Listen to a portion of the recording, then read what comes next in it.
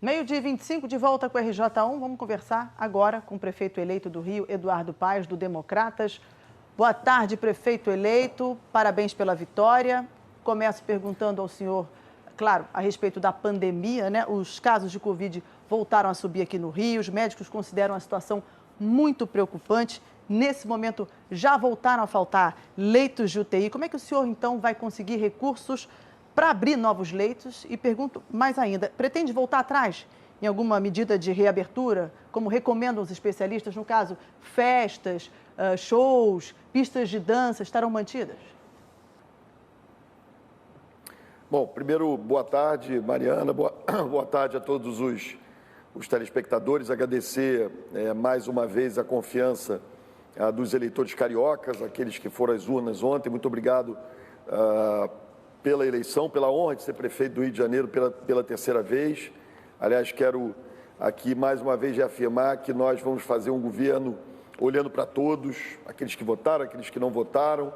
O Rio é uma cidade diversa, ampla, e vocês podem ter certeza que a gente vai governar sem preconceito e olhando para todos. Em relação à pandemia, Mariana, a gente vai agora, às 2 horas da tarde, fazer uma coletiva com o futuro secretário, o Daniel Sorães, enfim, e aí ele vai elencar um conjunto de medidas, de iniciativas, mas eu posso adiantar algumas coisas aqui que eu já venho dizendo, aliás, desde ontem, né? A gente entende que é fundamental trabalhar o terapêutico nesse aspecto, quer dizer, a gente precisa que a rede de saúde tenha leitos disponíveis para as pessoas que precisarem se socorrer na rede de saúde, né? O que não é aceitável uma cidade que tem pelo menos 1.500 leitos de hospitais vagos, inutilizados, né, eles não estarem funcionando. Eu cito o exemplo aqui do Hospital Ronaldo Gazola, em Acari, que tem 100 leitos nesse momento fechados e que podem voltar a funcionar. Então,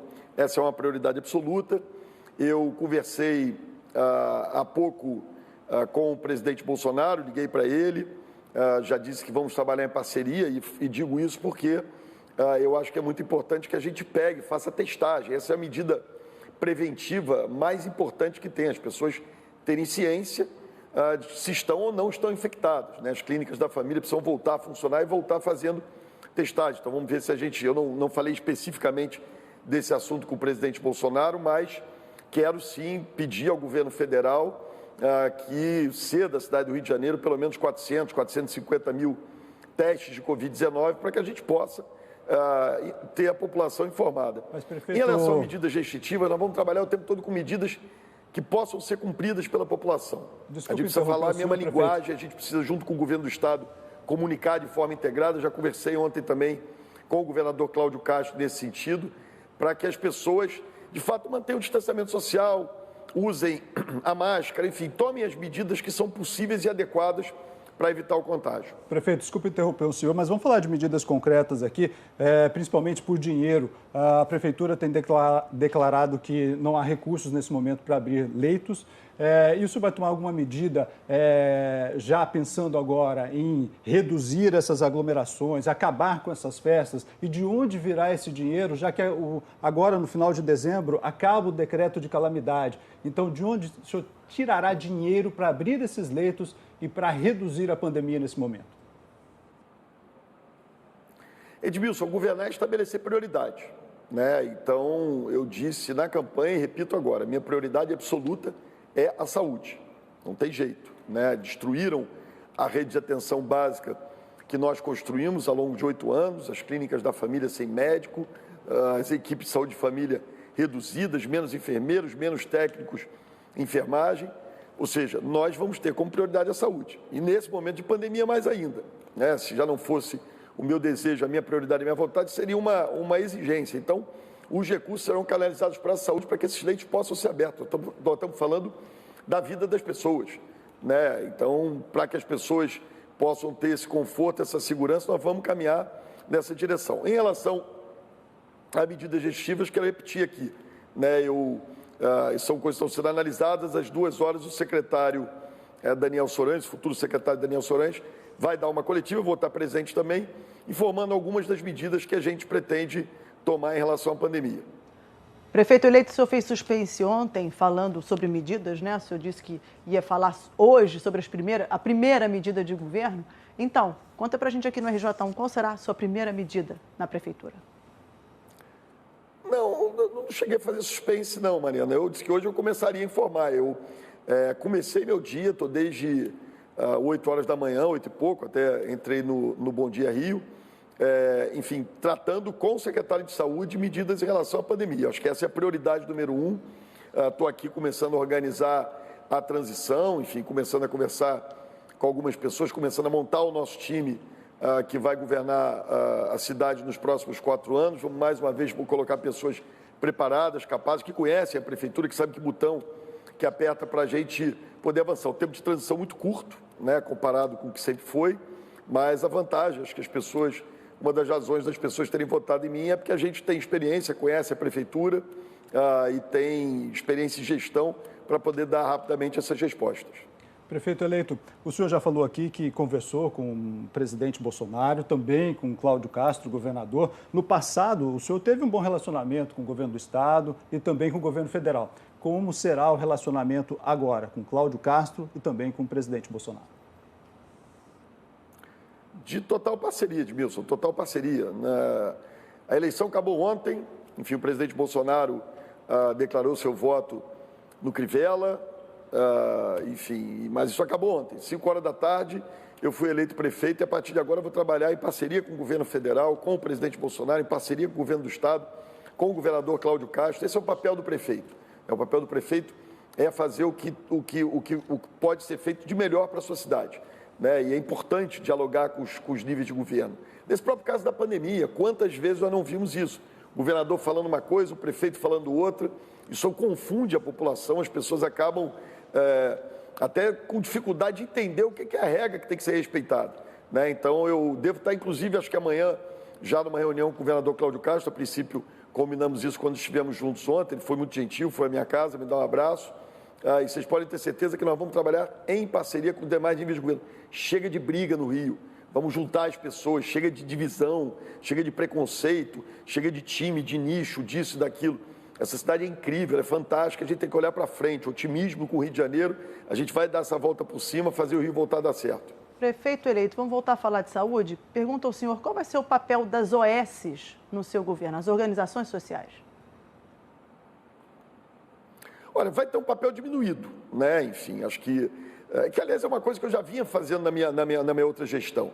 Né? Quando eu criei o Rio Saúde, essa empresa pública, uma OS pública, a ideia era justamente que a gente fosse substituindo as OS, porque como nós ampliamos muito a rede de saúde, as clínicas da família, a gente de fato tinha começaram a surgir muitas OS que na verdade não eram OS, eram quase empresas privadas travestidas de OS. Então, já atento a isso, a gente já desenvolveu o papel de protagonismo para o Rio Saúde.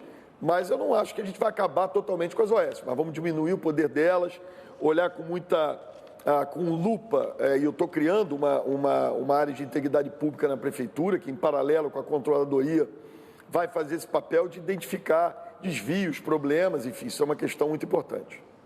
Prefeito, vamos falar de educação agora, que esse é um assunto que preocupa muito os pais. Nós temos uma grande rede municipal de educação. No seu projeto agora, nós tivemos os alunos em casa, muitos não tiveram nenhuma aula à distância.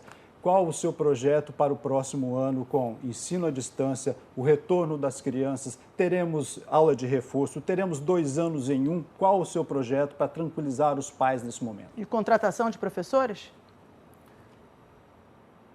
A gente tem um déficit hoje na prefeitura de cerca de 2.500 professores. Né? E isso, obviamente, faz com que as salas de aula estejam lotadas, quer dizer, quando tem aula. Né? Então, o foco é fazer 2 anos em 1. Eu quero falar para o pai e para a mãe que está nos assistindo agora, né, que tenham essa tranquilidade. Isso é angustiante, eu sei, porque eu tenho filhos também. Então, não vamos fazer desse ano um ano perdido, vamos, no ano que vem, trabalhar com reforço escolar, com tecnologia. Né? A gente vai começar, assim que eu designar a nova secretária de Educação, começar a trabalhar com essa história de aquisição de tablets e acesso à internet pelas nossas crianças. Essa é uma questão, porque uma criança nessa idade perder 1 ano já é muito duro. Perder 2 é impossível. Então, a gente precisa tratar dessa questão e a prioridade vai ser fazer 2 anos e 1 e permitir conectividade às nossas crianças. Prefeito eleito, vamos falar de desemprego? Desemprego no Rio, os números são alarmantes. Eu tenho aqui, o dado do primeiro trimestre do IBGE de mais de 13%, do Estado já superou 19%. Então, pergunto ao senhor, como o senhor pretende reativar setores afetados pela pandemia, como turismo, cultura, e como o senhor pretende criar empregos aqui na cidade? Você primeiro, tem uma questão de percepção sobre o Rio hoje, Mariana. Enfim, a imagem da cidade, a pouca ação, a iniciativa da prefeitura no sentido de trazer, de atrair empresas, ao contrário, né? Você tem quase que uns sinais muito ruins, as empresas acabam indo embora. Então tem uma coisa de percepção sobre o Rio, aliás, eu quero informar isso, essa cidade está aberta sob nova gerência a partir de 1º de janeiro, então as pessoas podem voltar a investir no Rio de Janeiro, esse é um aspecto. Um outro aspecto é aí, claro, ter políticas efetivas, políticas públicas efetivas para atrair determinados setores da economia. Em paralelo a isso, tem algumas ações, a gente assumiu o compromisso também, por exemplo, criar frente de trabalho nas favelas do Rio de Janeiro, né? Você tem uma série de programas, Guardiões dos Rios, Gari Comunitário, que são ações que podem ser feitas e que geram muito emprego. O setor de cultura é um setor muito intensivo em mão de obra. A gente vai voltar com os editais, fortalecer o papel da cultura para permitir que você tenha também geração de emprego. Então, tem ações mais, eu diria, estatais, né, que têm um papel, mas as ações mais importantes são de recuperar a capacidade do Rio de Janeiro de atrair empresas e negócios, né, e tornar essa percepção sobre a cidade bem diferente do que tem sido até agora. Prefeito, vamos falar de transporte agora, que eu acho que esse é um dos maiores problemas da capital hoje. BRT, por exemplo, tem 35 estações fechadas, nós temos calote nas estações, e 72 mil calotes por dia.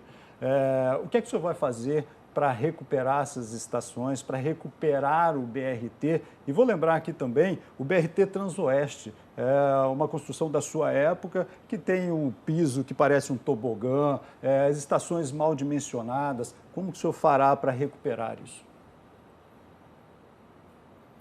Olha, primeiro, em relação aos ônibus e estações, é obrigação da concessionária, né? E nós vamos fazer com que a concessionária ela cumpra com a sua obrigação, manter as estações e manter os ônibus, né? Se não fizer isso, corre o risco de perder a concessão. Vamos jogar muito duro nessa direção. Em relação, aliás, isso vai valer também para esses lugares onde os ônibus, as linhas de ônibus sumiram, né? Porque você tem uma racionalização feita até com alguns equívocos na minha última gestão, mas você tem linhas de ônibus que sumiram. Morador de Sepetiba, morador do Outeiro, morador de Santa Cruz, não conseguem hoje, ali do Coteiro, que eu disse, está do Outeiro Santo, ali na colônia Juliano Moreira, né, não conseguem hoje se deslocar, porque não tem ônibus. Quem mora na Zona Oeste à noite, trabalha à noite, tem que pegar ônibus de noite, não tem ônibus, então tem que voltar a funcionar. E a Transoeste, a gente vai ter que, de fato, eu já admiti esse erro ali nosso, tanto que a gente, nos outros BRTs, fizemos todos piso de concreto, vai ter que fazer em algumas áreas ali, recuperação, pode alguma parte ser com asfalto, outra, eventualmente, tecnicamente, aí a Secretaria de Obras vai definir para a gente fazer essa recuperação.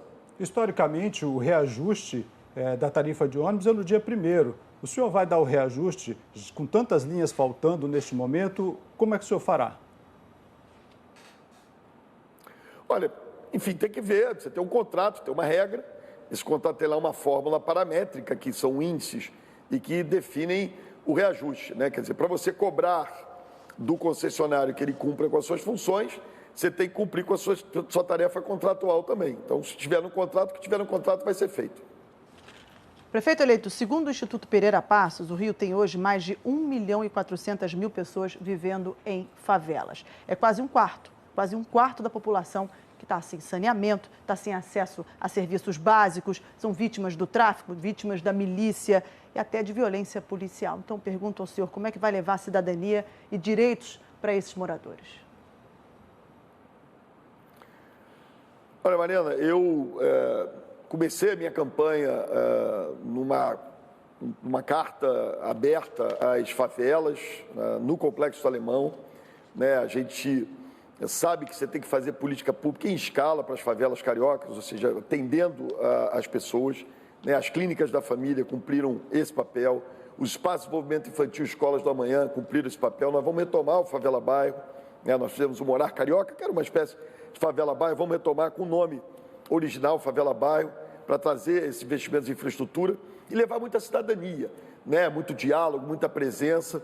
Eu vou criar um conselho de favelas ligado diretamente ao gabinete do prefeito, para que esse diálogo seja permanente, a gente possa enfrentar esses desafios, obviamente esperando que o governo do Estado faça o seu papel na segurança pública. O senhor já disse uma vez que se arrepende de ter feito moradias longe. O que o senhor vai fazer agora para atrair aí as pessoas para o centro, para atrair moradias ali no centro, para onde já tem infraestrutura? Olha, é isso, né? Você tem que focar centro e parte da Zona Norte, né? São áreas, como você disse, infraestruturadas, né? E o que você pode fazer são incentivos, né? Estatais. Você pode dizer, aqui você vai pagar menos IPTU, aqui você vai pagar menos ISS sobre a construção. Enfim, tem uma série de medidas, né? Além de incentivos urbanísticos, você pode fazer incentivos fiscais para permitir que essas construções saiam aí. Eu quero retomar o projeto Porto Maravilha, é óbvio, que pressupõe que a economia também volte a crescer, espero que o Brasil volte a crescer, para que a gente possa sair um pouco desse quadro de imobilismo que a gente vive em determinadas áreas da cidade. Prefeito eleito, o senhor já disse que, se soubesse dos problemas, é óbvio que não teria feito a ciclovia Tim Maia, que pretende agora, então, consultar a população para saber se ela deve ou não ser reconstruída. O que será feito, no caso de sim, ela deve ser reconstruída, o que será feito para garantir a segurança dessa vez? Tem que ter um plano de contingência, Mariana, né? Claro, tem que olhar as questões de engenharia.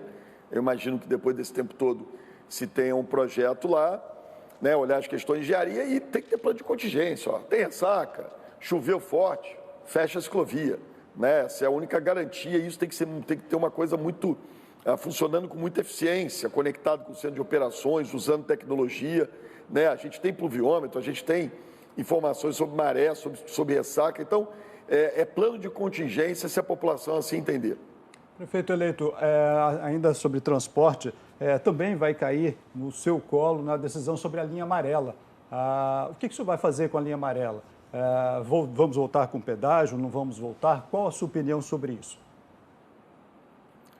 Olha, me parece que tem uma decisão que vai sair do STJ aí essa semana, retomaram um julgamento lá para saber se pode ou não pode encampar, né?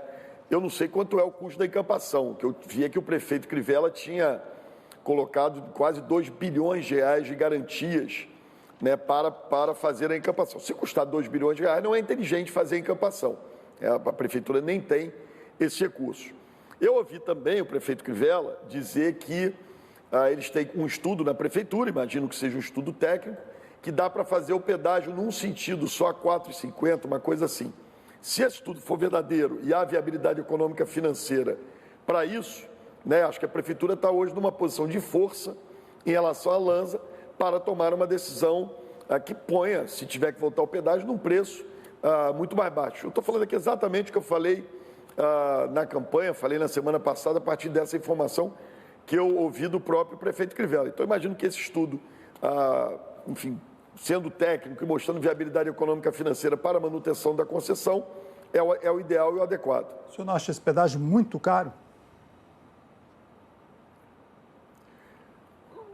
Se for 4,50 num sentido para, enfim, fazer funcionar a concessão, é óbvio que o ideal é não pagar nada, mas você tem ali uma manutenção, né? Olha como a linha amarela é mantida, olha a Avenida Brasil, olha a linha vermelha, né? Então, se for economicamente viável, eu acho que é o caminho. Agora, de novo, eu não tenho acesso aos dados, aos números, nem ao estudo, né? O que eu acho uma loucura você pagar 2 bilhões de reais, né, por uma encampação numa prefeitura que tem as dificuldades financeiras que a gente conhece.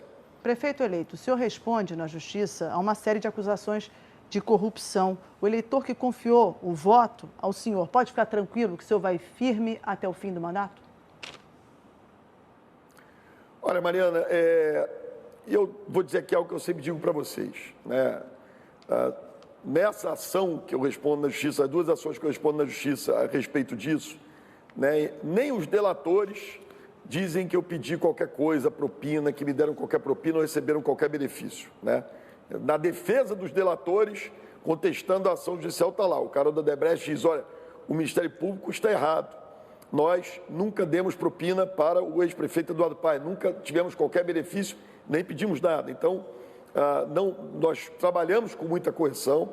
Agora, é óbvio, problemas aconteceram. Aconteceu o problema na Secretaria de Obras, né? De novo, eu também não sou sequer citado. O secretário de Obras foi condenado já e, enfim, não há qualquer menção sequer ao meu nome na decisão judicial. Então, não tive nenhum envolvimento. Errei ao escolher a pessoa errada. O que nós vamos ter?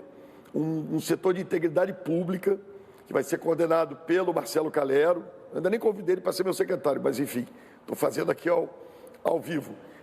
Enfim, vai ser coordenado pelo Marcelo Calero, o deputado Marcelo Calero, para a gente buscar estar identificando isso o tempo todo. Eu vou estar muito atento, porque é muito ruim, obviamente, você depois ter que ficar respondendo por pecados alheios, né? E eu já cansei na vida de responder pelo crime ou pelo pecado dos outros.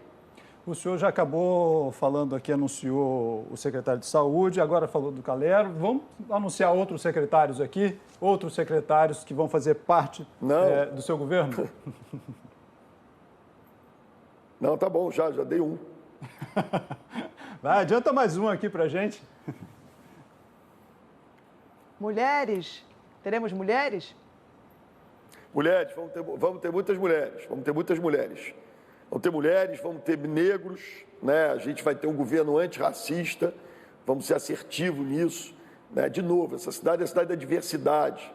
A gente aqui tem que entender que a gente respeita qualquer crença, qualquer credo, qualquer cor, qualquer orientação sexual. Essa cidade é uma cidade muito fantástica, muito cosmopolita. Não dá para ficar pensando em nichozinho, em grupelho, em preconceito. Chega de preconceito do Rio de Janeiro, acabou essa história aqui. Todos podem comemorar hoje, porque a partir de 1º de janeiro vocês vão ter de novo uma prefeitura aberta para todos os cariocas. Prefeito eleito Eduardo Paes, boa sorte para o senhor. Obrigada pela participação aqui no RJ1 com a gente. Prefeito eleito, boa sorte. Obrigado e aguardo a partir de 1º de janeiro as primeiras cobranças do RJ. Um abraço para vocês. Obrigada.